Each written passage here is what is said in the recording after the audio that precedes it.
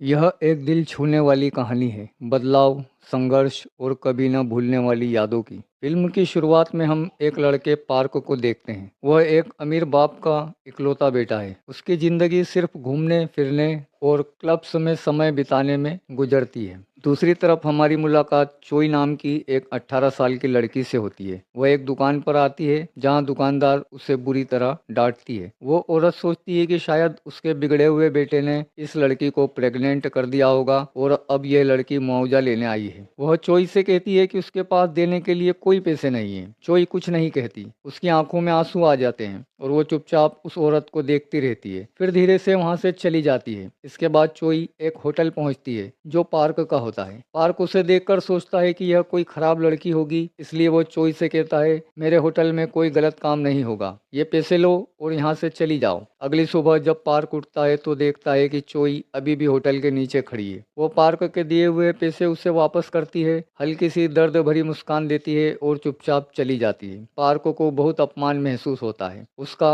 अहंकार बहुत बड़ा है। हाल ही में पार्क 18 साल का हुआ है, यानी अब समय आ गया है कि उसे अपने पिता की पूरी संपत्ति विरासत में मिले। लेकिन उसके दादा ने एक अजीब शर्त रखी है। पार्क को अपने गांव के स्कूल से ग्रेजुएशन करना होगा, तभी उसे पूरी संपत्ति मिलेगी। अगर वह मना करता है तो उसे सिर्फ 1% संपत्ति मिलेगी। पूरी संपत्ति पाने के लिए पार्क अगले दिन पुराने गांव जाने का फैसला करता है। वो एक घर में पहुंचता है और वहां उसे बचपन की कुछ चीजें मिलती है। उनमें एक फोटो भी होती है जिसमें छोटा पार्क एक दूसरे बच्चे के साथ खड़ा है। अगले दिन पार्क पास की एक दुकान पर जाता है जहां चोई काम करती है। वह उसे तुरंत पहचान लेता है और दोनों के बीच फिर बहस हो जाती है। रात को घर वापस आने के बाद पार्क सो नहीं पाता क्योंकि बाहर मेंढकों की आवाज बहुत तेज होती है। अचानक एक मेंढक उसके चेहरे पर कूद जाता है जिससे वो बुरी तरह डर जाता है। ऐशो आराम में पला पार्क पूरी रात परेशान रहता है। अगली सुबह पार्क गांव के स्कूल जाने के लिए तैयार होता है। उसके दिमाग में एक प्लान है। वो स्कूल में लड़ाई करेगा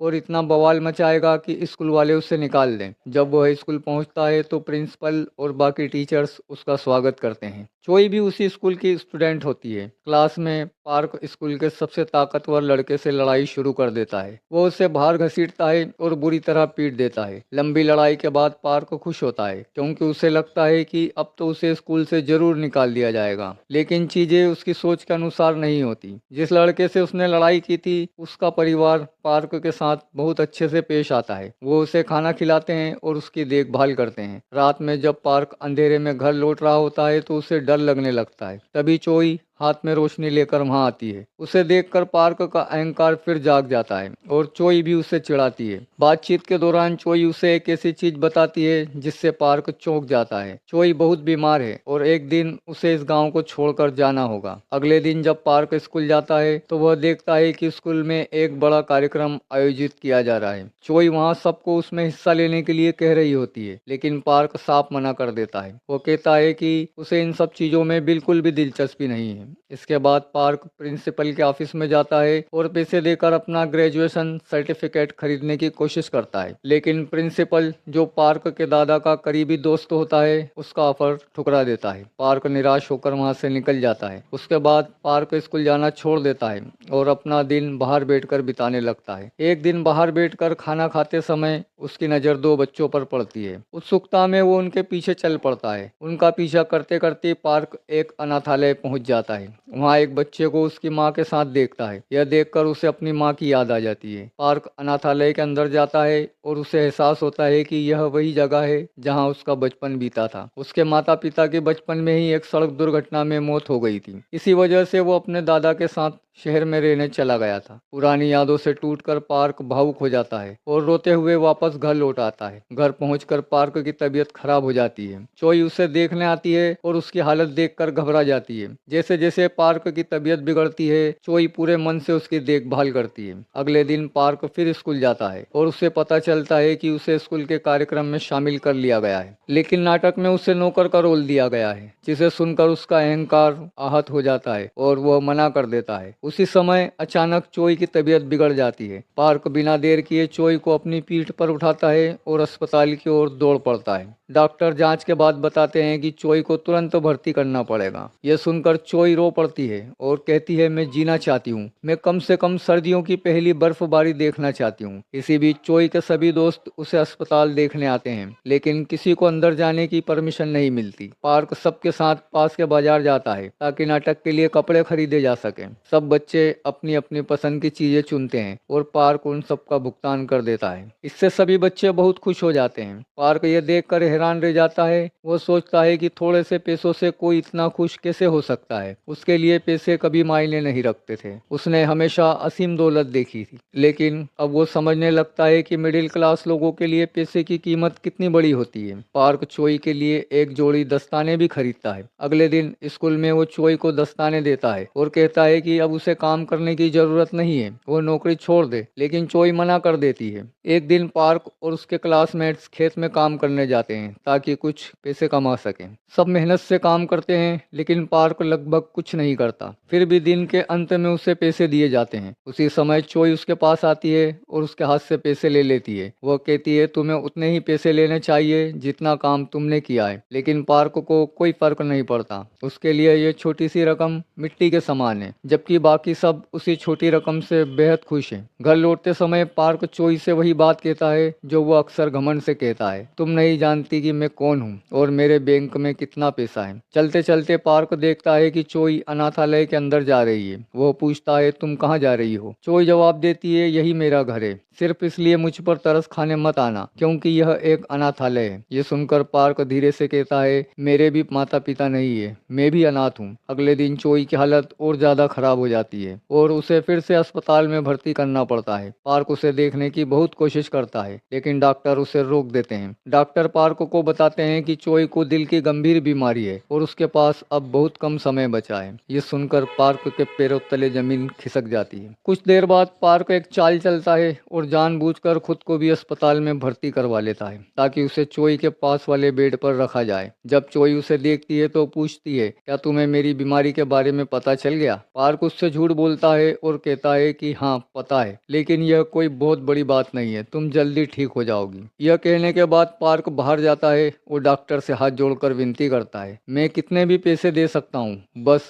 उसे बचा लीजिए। डॉक्टर शांत आवाज में कहते हैं, अब बहुत देर हो चुकी है, दुनिया का कोई पैसा उसे नहीं बचा सकता। यह सुनकर पार्क पूरी तरह टूट जाता है। कुछ दिनों बाद जब चोई की हालत थोड़ी बेहतर होती है तो वो उस महिला की दुकान पर वापस जाती है जहां वह पहले गई थी। महिला उसे फिर से भगा देने की कोशिश करती है, लेकिन इस बार चोई रुक जाती है और कहती है, मैंने आपको पहचान लिया था, लेकिन आपने मुझे नहीं पहचाना। फिर वो धीरे से कहती है, मैं चोई हूँ, वही बच्ची जिसे आपने 18 साल पहले अनाथालय में छोड़ दिया था। ये सुनते ही महिला के होश उड़ जाते हैं। उसे सच्चाई समझ आ जाती है, वो चोई की माँ है। महिला फूट फूट कर रोने लगती है। चोई कहती है, मैं सिर्फ आखिरी बार अलविदा कहने आई थी। फिर आंसू भरी आंखों से कहती है, मेरे पास ज्यादा समय नहीं है, मैं बहुत जल्द इस दुनिया को छोड़ दूंगी। इतना कहकर चोई रोते हुए वहां से निकल जाती है। रास्ते में उसकी मुलाकात फिर पार्क से होती है। पार्क एक बार फिर उससे नौकरी छोड़ने के लिए कहता है, लेकिन चोई जवाब देती है, मैं अपने लिए काम नहीं कर रही हूँ। वो आगे कहती है, मैं अनाथालय को बचाने के लिए काम कर रही हूँ।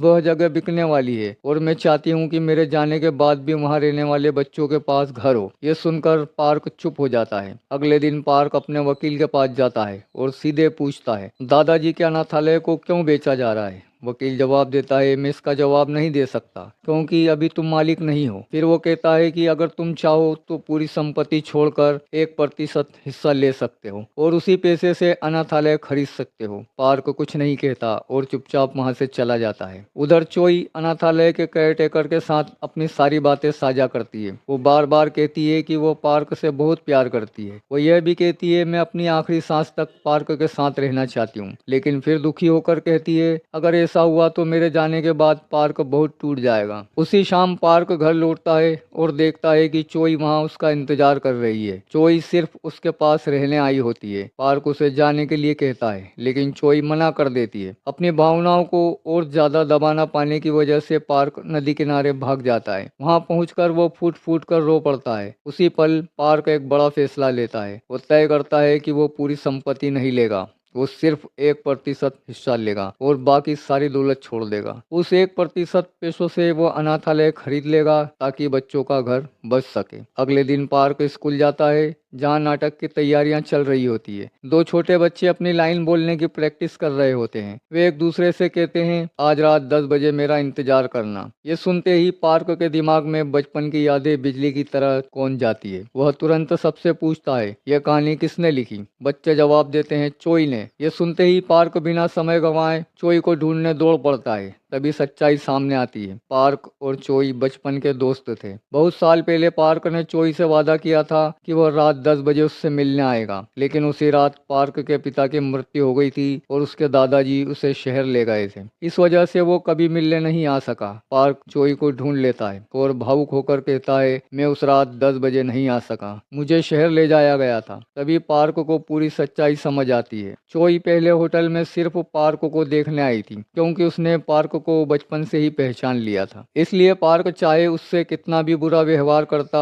चोई हमेशा एक हल्की मुस्कान के साथ वहां से चली जाती थी। इतने सालों बाद चोई ने आखिरकार पार्क को ढूंढ लिया था, लेकिन अब समय चोई के साथ नहीं था। इसके बाद पार्क और चोई साथ रहने लगते हैं। वे दोनों साथ घूमते हैं, हंसते हैं और जिंदगी के छोटे छोटे खूबसूरत पलों को जीते हैं। धीरे धीरे चोई के अंदर जीने की इच्छा और भी मजबूत होने लगती है। अब वह इन खूबसूरत पलों को छोड़कर जाना नहीं चाहती। शुरुआत में जो फोटो दिखाई गई थी जिसमें पार्क एक बच्चे के साथ था, वो बच्चा चोई ही थी। पार्क चोई से पूछता है, अगर तुमने मुझे पहचान लिया था तो तुमने मुझे सब कुछ पहले क्यों नहीं बताया? चोई कोई जवाब नहीं देती। वह बस उसके साथ बिताए हर पल को दिल में संजोकर रखना चाहती थी। समय बीतता जाता है और चोई की हालत लगातार बिगड़ती जाती है। अब कोई दवा असर नहीं कर रही थी। फिर चोई का जन्मदिन आता है। पार्क उसे एक खास तोहफा देता है, कई सारे कैप्सूल। हर कैप्सूल के अंदर एक चिट्ठी होती है जो पार्क ने चोई के लिए लिखी होती है। पार्क उससे कहता है, हर दिन सिर्फ एक कैप्सूल खोलकर पढ़ना। लेकिन चोई डरती है कि शायद उसके पास कल हो ही ना, इसलिए वो उसी रात सारी कैप्सूल खोलकर सभी चिट्ठियां पढ़ लेती है। उन चिट्ठियों में पार्क ने अपने दिल की हर वो बात लिखी थी जो वह कभी नहीं कह पाया। अगले दिन आखिरकार वो बड़ा दिन आ जाता है, स्कूल का कार्यक्रम। चोई की माँ भी कार्यक्रम देखने आती है। नाटक के दौरान अचानक चोई की तबीयत बिगड़ जाती है। पार्क तुरंत उसे बाहर ले जाता है। दोनों एक बेंच पर साथ बैठते हैं। चोई मुस्कुराकर पार्क से कहती है, मेरी जिंदगी के आखिरी दिनों को इतना खूबसूरत बनाने के लिए शुक्रिया। उसी क्षण साल की पहली बर्फबारी शुरू हो जाती है। धीरे धीरे पार्क को एहसास होता है